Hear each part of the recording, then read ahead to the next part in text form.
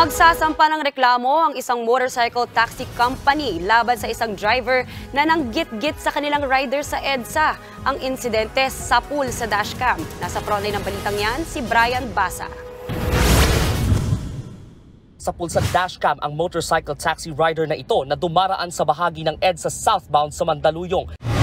Sa kanyang gilid, kita naman ang isang orange na SUV. Nakabukas pa ang bintana nito sa driver's side. Ilang saglit pa, bigla na lang binangga ng SUV ang motorsiklo.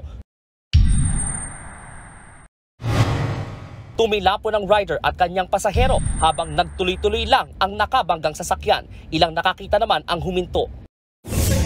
Naidala naman sa ospital at nasa ligtas ng lagay ang rider na kinilalang si Renz Nirol Tesoro at kanyang pasahero. Kwento ni Tesoro sa mga opisyal ng kumpanyang angkas, bago pa ang insidenteng nakunan sa dashcam ay hinahabol na siya ng driver ng SUV.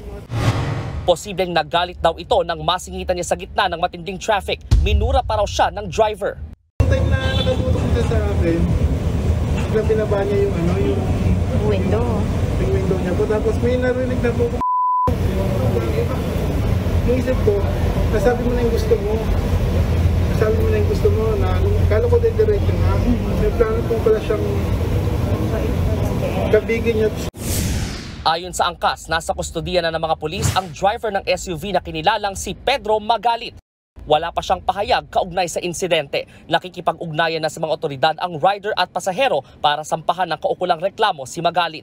Desidido rin daw ang angkas na kasuhan ng driver. We really hope that people can not exhibit road rage sa daan and talagang magkaroon po tayo ng mutual respect for both sides. Yun po talaga napaka-importante.